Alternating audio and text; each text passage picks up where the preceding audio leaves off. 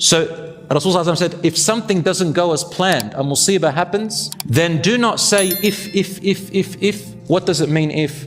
If means those types of people who develop an OCD over it, obsessed over crying and getting nothing out of it but sadness, misery and blame.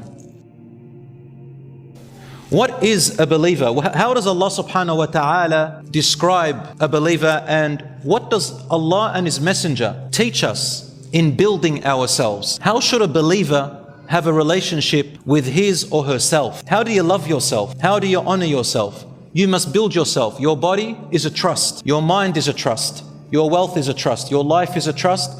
And the people God put with you, Allah put with you, are a trust. Your children, your spouses, your parents, your wealth, your work, everything you have is a trust. So let us understand what Allah wants us to do with our bodies, with our mind and with our lives. The Prophet, peace be upon him, said in a hadith which is collected by Sahih Muslim number 2664, Al-mu'minu al-qawiyyu khayrun wa ahabbu ila Allahi min al-mu'min al-da'if. The strong believer is more beloved and better to Allah than the weak believer. Wa fi kullin khayr, and each one of them has goodness in them. Ihris ala ma yanfa'uk. Be what's the word for it? Be diligent. Thank you, Nuh. Be diligent on what benefits you. Wasta'in billahi wa la ta'jaz.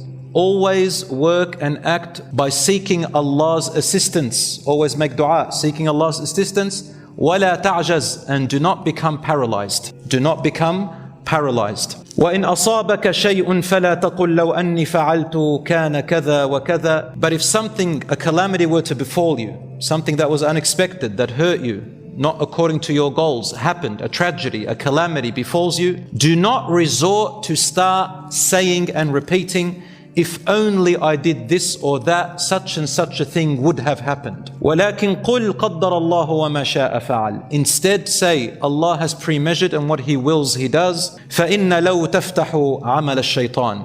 For the word if, constantly repeating it and constantly sickening yourself with it night and day, opens the door to the shaitan. What does this mean, brothers and sisters?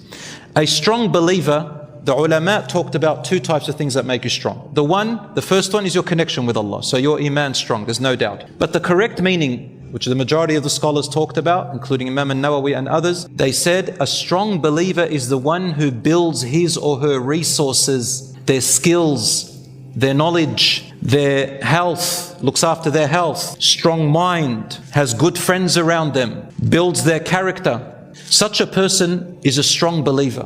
Why?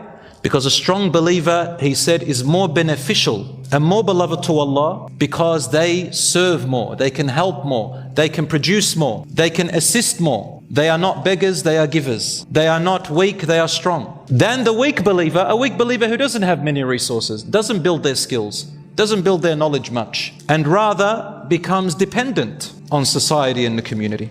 They're the ones that most likely will receive, rather than building themselves. But the Prophet ﷺ did say both of them have good in them. They're both still good, but one is more beloved than the other.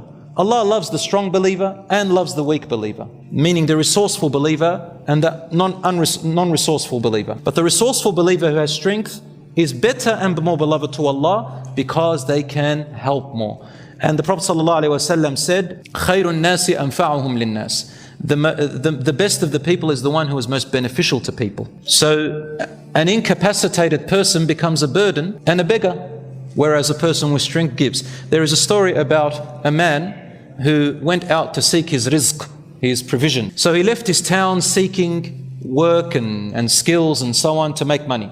He arrived at a town and he slept in a hotel. Then when he came out in the morning, he saw a bird, a sick bird, an injured bird who couldn't fly. And he wondered how this bird is surviving. As he's watching, he saw a healthy bird fly from the sky with a bit of worms and other food and started feeding the injured bird. So the man, he said to himself, subhanallah, here I am going out to seek my provision when my provision is already written. If my provision is going to come to me, Allah will bring it to me, just like He brought it to this injured bird.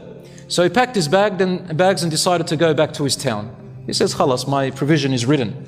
When he got there, he had a shaykh, an imam, a scholar. And that's why, brothers and sisters, a person who knows, a person who learns, is more beneficial than a jahil, a person who doesn't know, than an ignorant person. An ignorant person will make many mistakes. A knowledgeable person is the one that can guide and fix. An ignorant person destroys and damages, even if their intention is good. So he went to his imam, the scholar, a learned man, and he said to him the story. And after that he said, wouldn't Allah provide me as is written? He said, yes, definitely. Nothing happens without Allah's provision. Everything is written for you that is true. But I want to ask you a question, the imam said. Do you want to be the bird that receives? Or do you want to be the bird that gives? The bird that provides, the bird that helps? Because one of them is more beloved to Allah than the other.